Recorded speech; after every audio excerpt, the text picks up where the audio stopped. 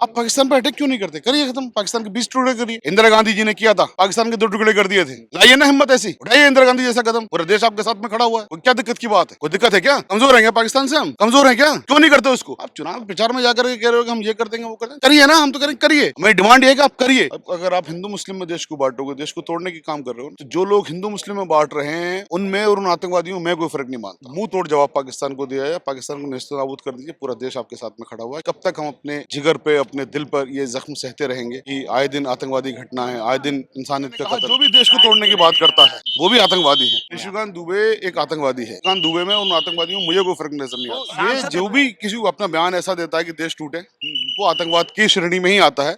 उनका भी वही हश्र होना चाहिए जो हम पाकिस्तान का हश्र चाहते हैं। शाहिद अली जी, क्या कहना चाहेंगे जो ये घटना हुई है, जिस प्रकार से निर्दोष लोगों की जान गई है और जिस प्रकार से उसके बाद मीडिया में जो खबरें आ रही है, हर प्रकार की खबरें आप देख रहे हैं, सुरक्षा में चूक का भी मसला है और प्रधानमंत्री जो मोदी हैं वो कड़े एक्शन की बात भी कर रहे हैं। देखिए, जो पहलगाम की घटना है वहाँ पर इंसानियत का कत्ल हुआ। 4-5 लोगों ने इंसानियत को कत्ल किया, लेकिन उसके बाद बहुत सारे लोगों ने, बहुत सारे कश्मीरियों ने इंसानियत को बचाने का काम किया। दहशतगर्दों ने, जिन्होंने इंसानियत को ख़त्म करने का काम किया, वहीं पर उसी वक्त में इंसानियत को बचाने वाले भी खड़े थे। उन लोगों ने इंसानियत को बचाने के लिए अपनी जान तक की बाजी लगाई, वो सब भी एविडेंस के सामने है। जब उसके बाद में वो लोग वहाँ से एयरपोर्ट आए अपने अपने घर वापस आने के लिए, तो एयरलाइंस ने उनसे 20-20, 25-25, 100-100 गुना किराए वसूले। उन एयरलाइंस वालों में और उन आतंकवादियों में क्या फ़र्क है? उन आतंकवादियों में और उन लोगों में क्या फ़र्क है जो देश को तोड़ने के लिए फ़ौरन हिंदू मुस्लिम करनी शुरू कर दी? मैं फिर कह रहा हूँ, मारने वाले आतंकवादी थे, उन्होंने इंसान को कत्ल किया। बचाने वाले भी वहाँ पर थे और उनसे कई गुना ज़्यादा मौजूद थे बचाने वाले, जिन्होंने बचाया। तो इसमें उसके बावजूद भी, अब अगर आप हिंदू मुस्लिम में देश को बांटोगे, देश को तोड़ने की काम कर रहे हो ना, तो जो लोग हिंदू मुस्लिम में बांट रहे हैं उनमें और उन आतंकवादियों में कोई फ़र्क नहीं मानता। आज हम पूरा का पूरा देश हमारी सरकार के साथ में खड़ा हुआ है।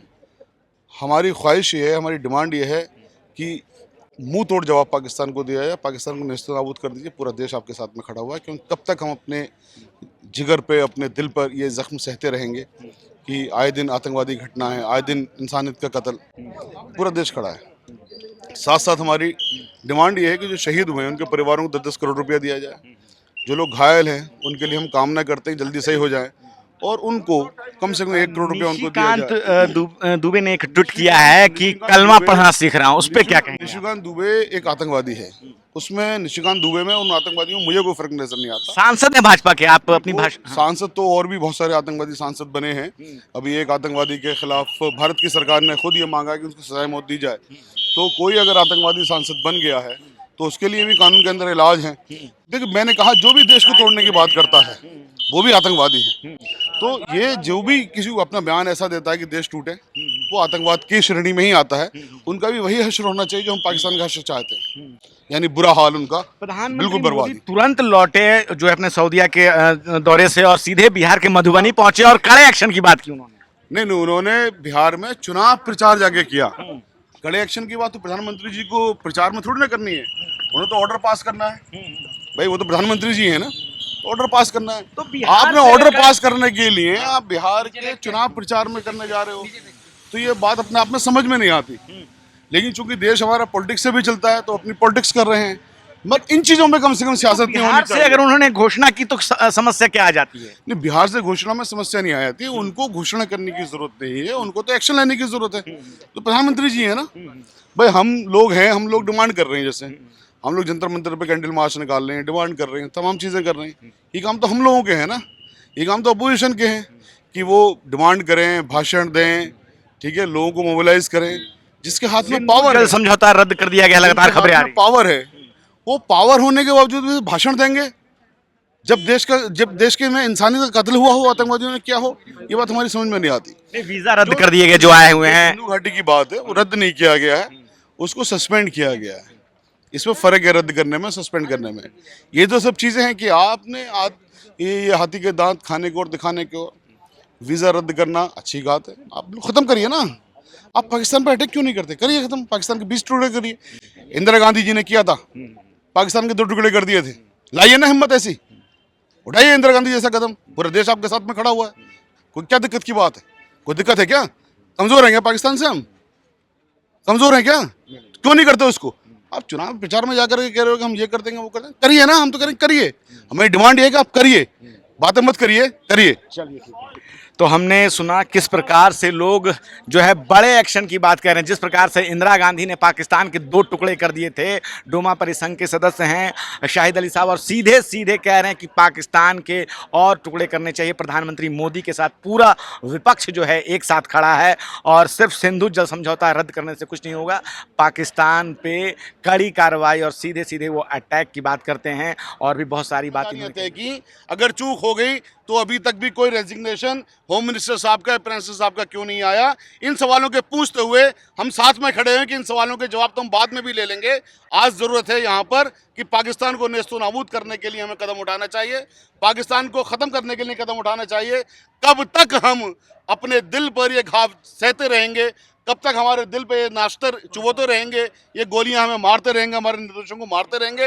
ये कश्मीर के अंदर कत्ल हुए, कश्मीर के अंदर इंसानियत का कत्ल हुआ, कश्मीर के अंदर 4 दहशतगर्दों ने, 5 दहशतगर्दों ने आके इंसानियत का कत्ल किया। लेकिन कश्मीर के उन मुसलमानों ने, कश्मीर के उन कश्मीरी लोगों ने जिन्होंने वहाँ पर इंसानियत को बचाने का काम किया, आज हम यहाँ से उनको भी सलाम करते हैं कि आपने इंसानियत को बचाने का काम किया। उन्होंने जिस तरह से अपनी जान की बाजियाँ लगा करके हमारे देश के इंसानों को बचाने का काम किया, वो वाकई में काबिल तारीफ़ है। साथ में हम डिमांड करते हैं भारत की सरकार से कि उन एयरलाइंस अथॉरिटीज़ के खिलाफ भी एक्शन लीजिए जिन लोगों ने यहाँ पर आपदा का फ़ायदा उठाया और जो एयर टिकट 80-80 हज़ार रुपये के, 90-90 हज़ार रुपये के बेचे, जबकि पूरे का पूरा कश्मीर वहाँ पर उनको खाना भी फ्री में दे रहा है, उनसे पैसे भी नहीं ले रहा किसी तरह से, और अपनी जान की बाजियाँ लगा कर उनको बचा रहा है। साथ साथ हम ये भी डिमांड करते हैं कि जो वहाँ पर शहीद हुए हैं उन सबके परिवारों को कम से कम 10-10 करोड़ रुपया भारत की सरकार फौरन अनुदान करे।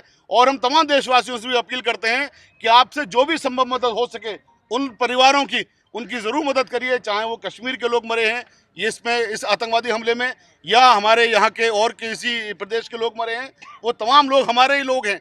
और इन्हीं शब्दों के साथ जो आज डोमा ने यहाँ पर ये कैंडल मार्च का ये आयोजन किया, इसीलिए किया ताकि पैगाम पूरे देश के अंदर जाए, वो पैगाम जाए कि डोमा इंसानियत के साथ में खड़ा हुआ है।